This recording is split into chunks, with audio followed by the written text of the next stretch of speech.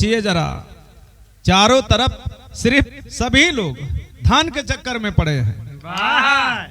गरीब है तो अमीर बनने के चक्कर में है, और अमीर है तो और धनपति बनने के चक्कर में है।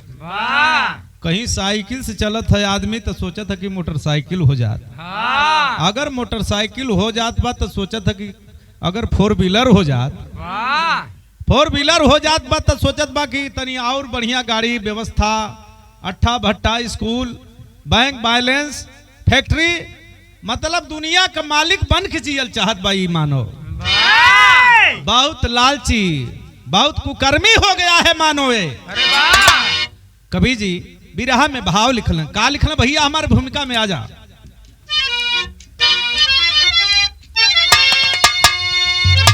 धन के लोभी दरिंदा या मानो बना,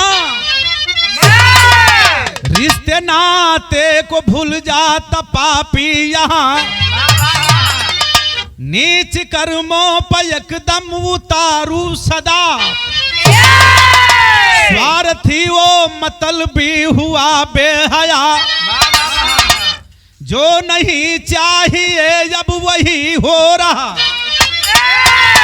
जिंदगी के सफर में जहर पी रहा,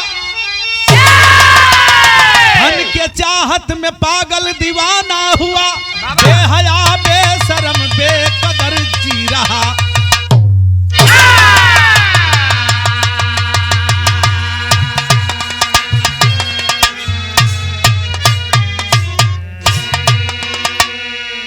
जरा सोचिए, कोई पागल बन करके, कोई जोगी बन करके, कोई सन्यासी बन करके, चारों तरफ देखिए सिर्फ धन उगाही के चक्कर में लोग पड़े हैं।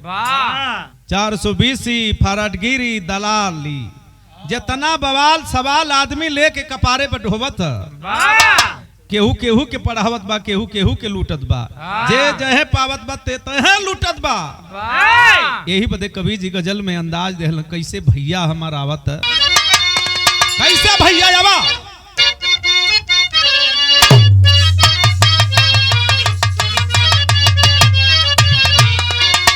अरे बस आईने,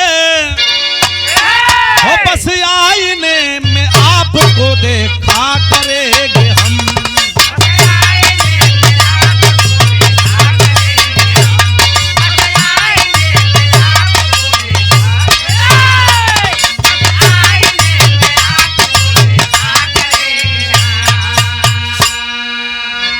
ई तो गजल रहल, लेकिन गजलिया से बढ़िया भाव लिखल कवि जी।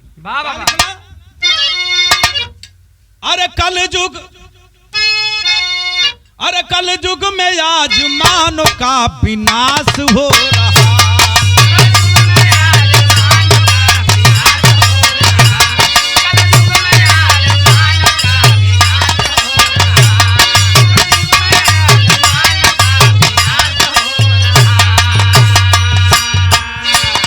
कल युग में आज मानो का विनाश हो रहा,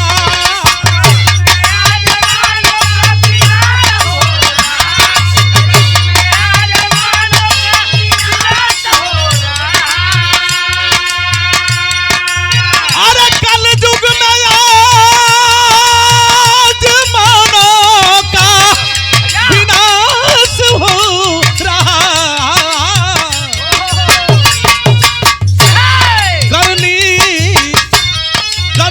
करोगे जैसा पर्दा फाश हो रहा,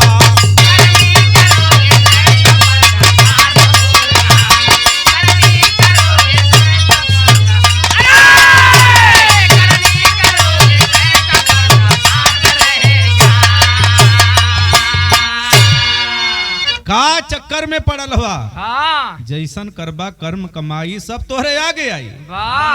आगे का मतलब ई है कि जीवन अपने कर्म के हिसाब से, जैसे एग्जाम्पल उदाहरण लेला, अगर बैंक में पैसा जमा कैले हवा, एक एक रुपया बढ़ जाई, तोहरे नाम से खाता चलत है तो तू ही उतार पैबा।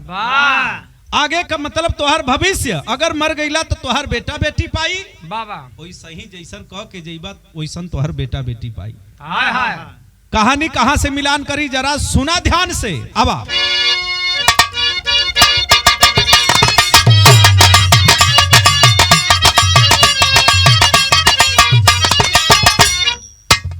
प्रदेश राजस्थान रा रा रा,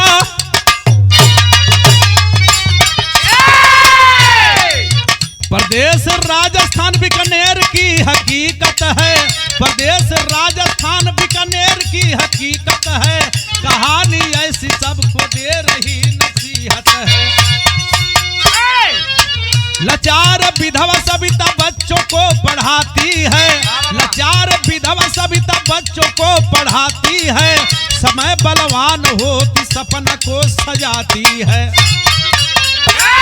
बेटा की सर्विस लग, बड़े बेटा की सर्विस लग गई सरकारी है, मोहन से सोहन छोटा बन गया जुआरी है। बात को समझ ले। यही राजस्थान में एक बीकानेर जगह है, उस जगह की रहने वाली विधवा सीता नाम है।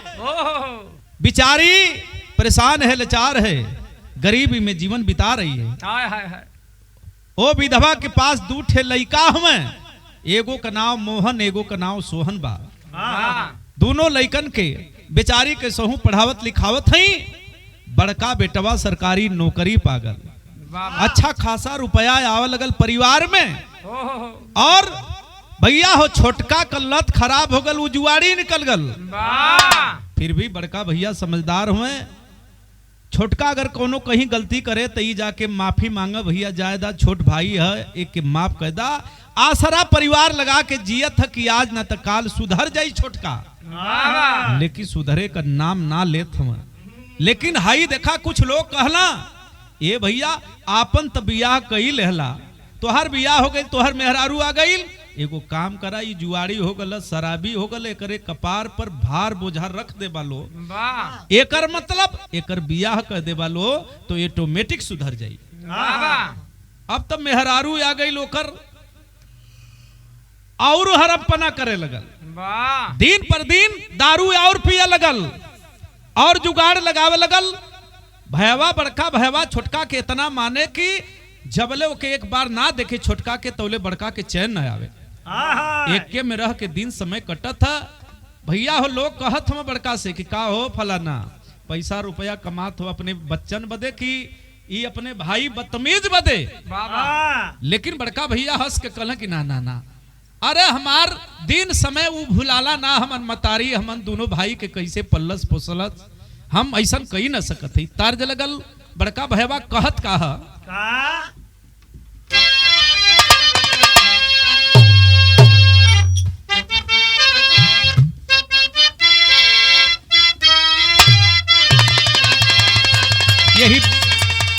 यही बनारस में लोग गावल कि खड़े रहो मुरली वाले, अरे खड़े रहो मुरली वाले, गगरिया घरे धैल आई। बलिया में तली चल जाइबा हेठा पूरब तो लोग गावेली कि हम नवरंगी न सपाती।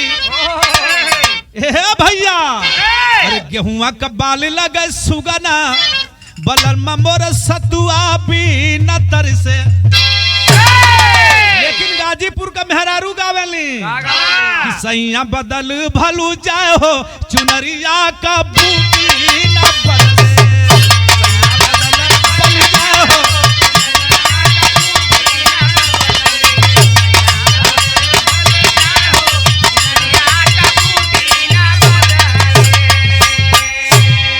आजमगढ़ वर चल जाइबा त गावेली कि केतनो तू गंगा नहैबा, पतर तिरिया न पईबा राजा। ज्यादा ही तरजा तरजिया से बढ़िया फर्ज पयावा कि खर्चा चलावे बड़का भैया, अरे खर्चा चलावे बड़का भैया, कमैया के खोजे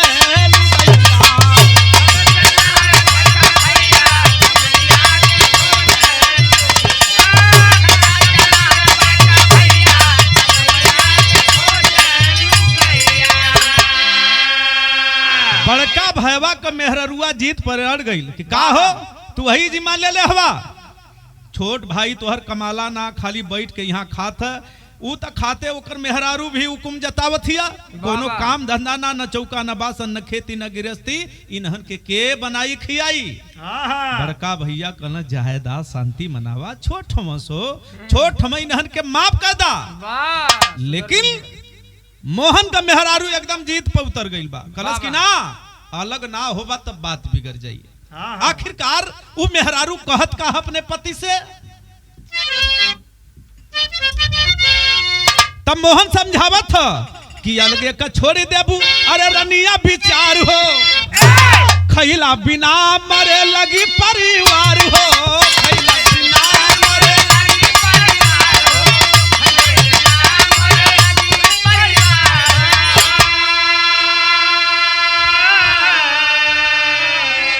अरे कहियो तब बदली समैया रे समैया कहियो तब बदली समैया कमैया के खोज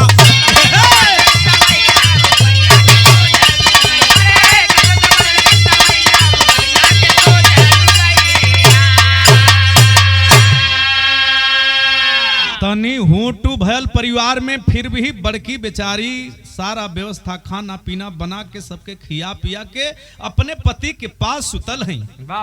बच्चा भी परिवार भी सब लोग बहुत बढ़िया है। लेकिन हाई देखा गजब हो गई। आज जब सबेर भल तो हल्ला हो गल अरे मतबा फलनिया मर गई।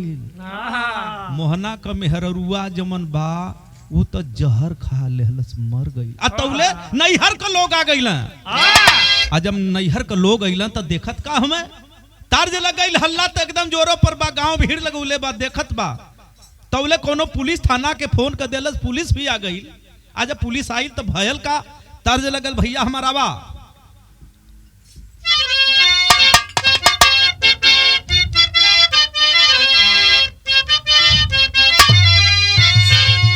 तर्जिया से बढ़िया फर्जबा है लेकिन तर्जबा सुनला अरे सासुर से रूसल बाती रियवा न हो हाँ सासुर से रूसल बाती रियवा न हो धैली नहीं हरे करा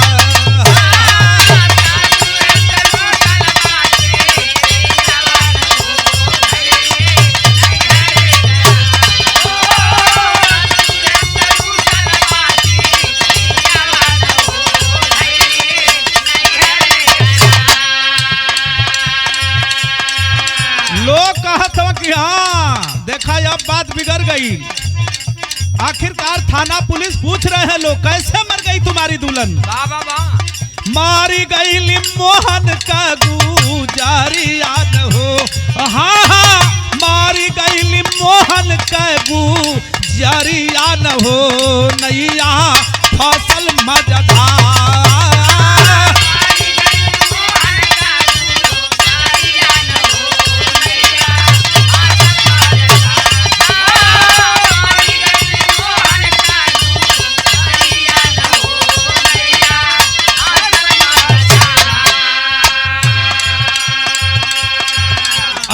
थानेदार पाके घरवा खबरिया थानेदार पाके खबरिया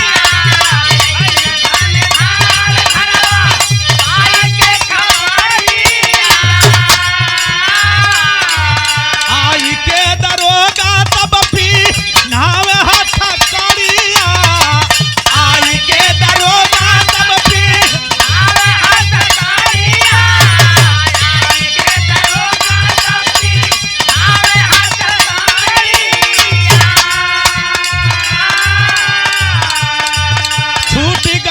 मोहन कनो करिया न हो हाँ हाँ छूट गई मोहन कनो करिया न हो नैया फसल मजधार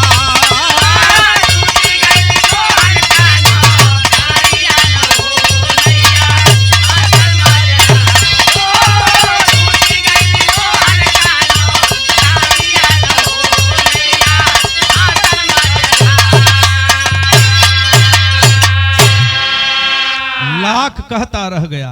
नैहर के लोग कहते कि नहीं नहीं नहीं मेरी बेटी की कोई गलती नहीं यही कुछ किया होगा कमीना। बाबा जब जांच किया गया तो जहर मिला। मेरे साथियों, छोटा भाई भी गवाही दे दिया कि नहीं नहीं नहीं, मेरा भाई मेरे भाभी को बहुत देख के जलता था। ये साहब मैं तो नहीं कह सकता, लेकिन जब इनके नैहर के लोग, इनके ससुराल के लोग जब हमारे भाभी के घर परिवार के लोग कह रहे हैं तो बात सही होगी, तभी लोग कह रहे हैं। बाबा साबूत मिला, दरोगा हथकड़ी पिनाए थाने पर लेके चले गए। छोटा दोनों लड़का रोवत में घरे हुए, ये कहला दोनों लड़कवा ए मामा ये नाना हमनों के अपने घर वाली ले चला। नहीं नहीं, तुम लोग इसी के पिल्ले हो और यहाँ रहो। मेरी लड़की मर गई तो रिश्ता खत्म। कैसा रिश्ता, कैसा नाता, बे रिश्ता नाता नहीं चलेगा। बच्चों का क्या दोष है, छोट छोट बच्चा हमें। लड़कवा का नाम विजय और लड़किया का नाम मंजू। मंजू बड़ियार है, विजय छोट। देखा बाप को जेल हो गया, बच्चे परेशान हैं, दुखित हैं, और विधवा मतारी अकेले घर पे है, सोच रही है, रो रही है, मालिक की का दिन देखौला। एगो बेटा जुआरी निकलल बा, दिन पर दिन दशा बेकार बा, पैसा रुपया कई गति बा। फिर वो परिवार गरीबी के दहलीज पर आ गया, एक एक पैसा के लिए मुहताज हो गया परिवार। खाने खाने के लिए लाला पड़ने लगा। नमक मिलता तो रोटी नहीं, रोटी मिलता तो नमक नहीं। कभी कुछ मिलता, कभी कुछ मिलता, केहू बढ़िया बिजन बना के दे दे हो भैया, जैसे भिखमंगा के लोग दे दे वैसे ही वो परिवार के लोग दे दे तो बेचारा कुल खान लेके रोम है। किस्मत पर रोहमा दोनों बच्चा सोचत में कि बा ऊ हमन का समय रहल कि एक बार पापा के कह जाए, ये पापा हाई खिलौना लिया दा, ये पापा हाई मिठाई लिया दा, ये पापा हाई कदा हाउ कदा। आज हमार बाबू रहता, हमार पापा रहता। लेकिन मंजू समझदार है, अपने भाई छोटे विजय को समझा रही है, ना भैया ना, नहीं रोना रे, तेरी बहन है ना बाबा। ये दोनों अपने बतियावत में समय धीरे धीरे कटत है। यहर देखा उन्हन का चाची बा, कबो खाए के दे कबो ना दे, मार मार के काम करावे, स्कूल वो छोड़ा दे हलस। एक दिन दोनों अपने में बतियावत में है मन, एगो काम करा, रास्ता साफ करे के बाद करे बाप के जेल होइए गई। इन्हन के एक काम है कि कोनो उपाय लगा के मुआदा। जब इतनी बात, ए भैया जब इतनी बात ये दोनों लड़का सुनला तो मोबाइल, आज जमाना मोबाइल का बा, मोबाइल में वो बात के रिकॉर्ड कर लेना। और मेरे साथियों पढ़ल हम एहर चाची खाना बना के ले जाके बचवन के देहलस, मंजू के देहलस की ले बैठल बैठल तोहन के खई के दबा, तोर माई ऐसा कर्म कैलस की का भल, तोर बाप का कैलस की जेल में है, आ कुल विपत हमरे कपारे पे छोड़ के गल। न रहता सो न तोहन के मुंह देखती। लेकिन वो दादी, वो बुढ़िया जो मेरे साथी सीता थी, उसको बात लगता, भैया हो मुरवा से ज्यादा सुधवा का प्यार होला। सोचा थी दादी की बारे हमार लइका, बारे हमार ई पतो, बतावा अपने खून के ही कुल ना पहचानत में। टेरी में भाव लगल भैया हमारा बा,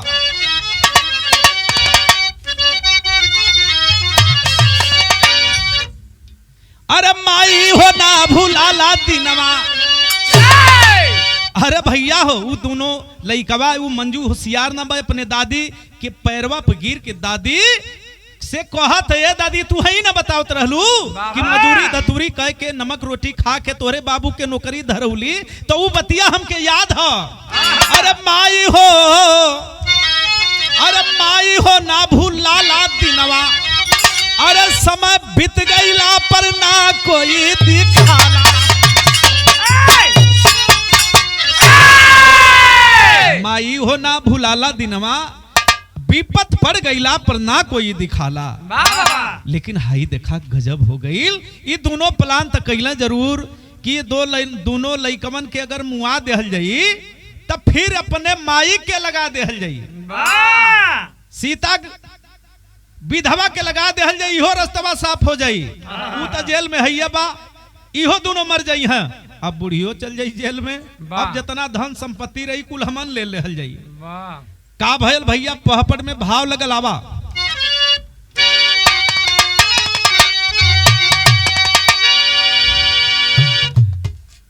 अरे खैला बिना, अरे खैला बिना मारेला परिवार, विपत भारी बा। अरे अब न कौनो लौकत बा सहरवा विपत भारी बा।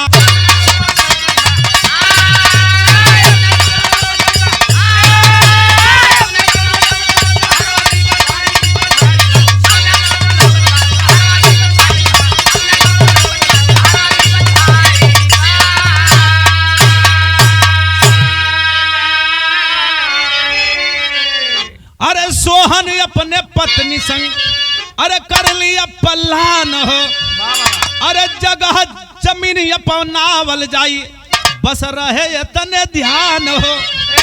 अरे जहर मिला के खाना में शिकारी विपत भारी बा। अरे आगे का मन लिखला त्रिपुरारी में मिला भारी बा। आगे का मन लिखला त्रिपुरारी।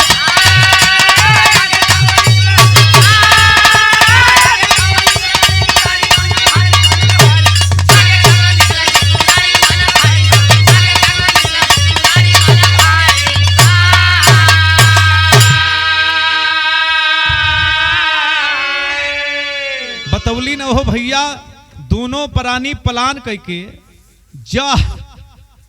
दोनों प्राणी प्लान करके जहर खाना में मिला के ले गईला देवो बदे उ तब बतिया रिकॉर्डिंग कैले हन मंजू। छोटका भैया भूख से तड़पत है लेकिन नहीं बाबू खाना नहीं खाना है। वो खनवा में माटी डाल दे हलस के मंजू डाल देहलस जल्दी जल्दी माटी डाल देहलस कुछ कंकड़ पत्थर डाल देहलस ना बाबू देखा ये खाना खराब है। और ए बाबू तुरंते फोन थाना पर लगौलस मंजू लइकिया मोहन का लगौलस। आज जब वही फोन गयल इमरजेंसी वाला जब वही इमरजेंसी फोन गया दरोगा जी रिसीव करते हैं आए। आज जब अइला तो लइकिया रो रो के बतावे लगल आ तबले गांव जुटल हल्ला भल कैसन पुलिस आ गई फिर कोनो घटना घट गई का भयल का आल्हा में भाव लिखल कवि जी का लिखल भैया हमारा बत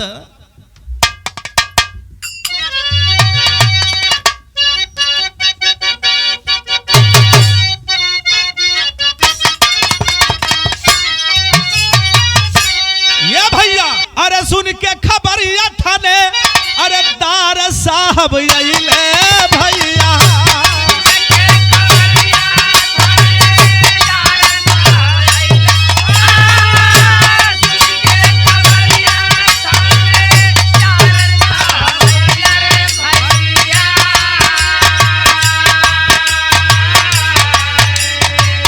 छानवे में जुटी हो गईला गौवा रे जवार।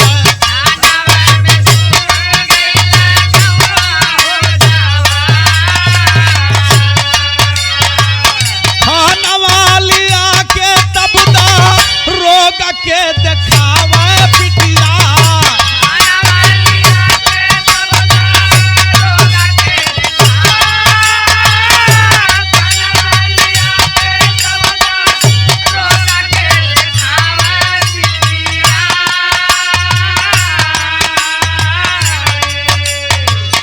यही में जहार बाटे बाबू थाने आहार।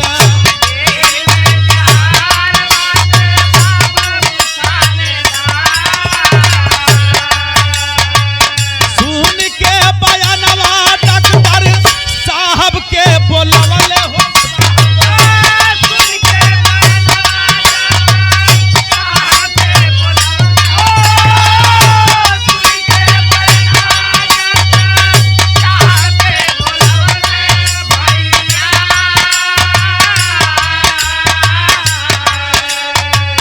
पीटिया के बतिया नाही माने थानेदार।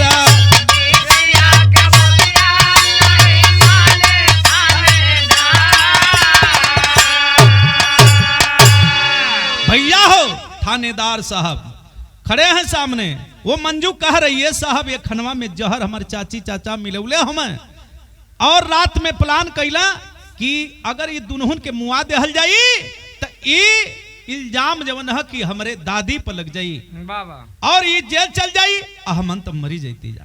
लेकिन दरोगा जी कहते हैं कि क्या तेरे पास प्रूफ है? ये साहब प्रूफ चाहिए ना तो प्रूफ चाहिए तो हाई सुनला मोबाइलिया निकलस। और जब मोबाइलिया निकलस वो समय आखिर मंजू का चाचा और चाची हो भैया घबराए लगना। लोग कथो कि ये भाई काब हो गए बेहोश गिर पड़ी उसकी चाची, वहां भगल मना रही है, लेकिन दरोगा जी कह रहे घबराने की जरूरत नहीं, यहाँ तो डॉक्टर साहब है ना, दवा उपचार शुरू हुआ। लेकिन हाई देखा जब फोनवा निकलस तो लड़किया कैलस का दरोगा जी के जमन रिकॉर्डिंग कैले रहल, अपने चाचा चाची का बात प्लान सुनावे लगल। का सुनवल सदर में भाव लगल, भैया आजा।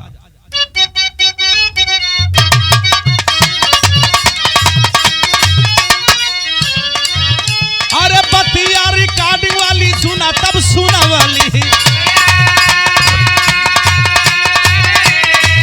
अरे बतिया रिकॉर्डिंग वाली सुना सब सुना वाली। अरे चाचा का साई बाटे नीचे तब गवारा, अरे चाचा का साई बाटे नीच हो गवारा। अरे गौवा जवार पूरा दिहलस गवहिया,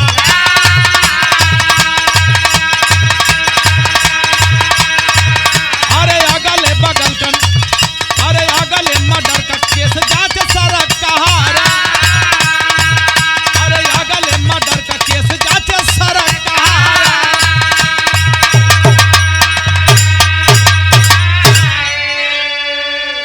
दरोगा जी को समझने में देरी नहीं लगा, कहे ओ इसका मतलब ये सही दोनों हत्यारे हैं, अगली भी जो वारदात इस परिवार में हुई थी इन दोनों का ही हाथ था।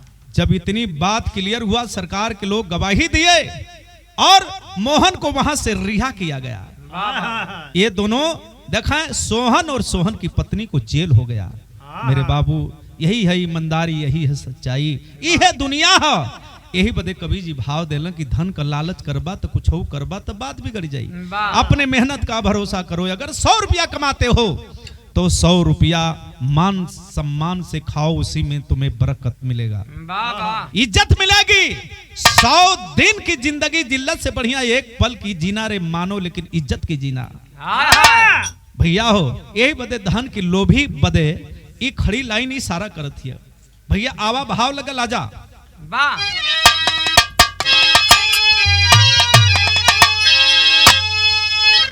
अरे धन का लोभी बन के का तू पवला पपिया, अरे जेल में सारा बेईमानवा बितावा रतिया, जेल में सारा बेईमानवा।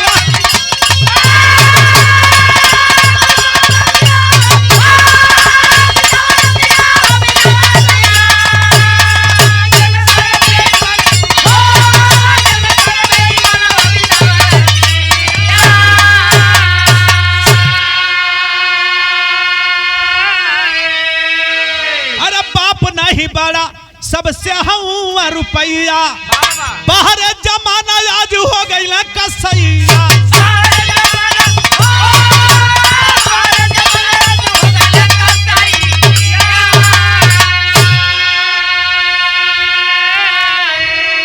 अरे बतिया बिगड़ले भैया तब मरा ले मतिया, जेल में सड़े बेईमानवा बितावा रतिया।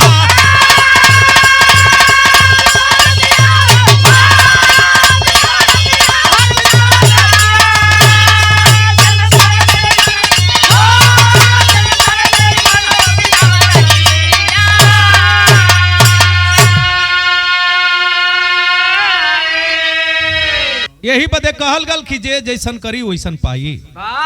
ये दुनिया, ये समाज और ये देखें वो दोनों कमीनों को जेल हो गया। तो भैया सच्चाई छुप नहीं सकती चाहत के वसूलों से, कभी खुशबू आ नहीं सकती कागज के फूलों से। ये हमें छापा लगल भैया हमारा गुरु बिहारी गुरु गणेश गुरु राम लाल जी पावन, कथन करे बीजे फौजी लागे की सुहामन। अरे माई हो ना भूलाला दिनवा, अरे विजयी नंदलाल बिरहा का बने तरनवा, माई हो ना भूलाला।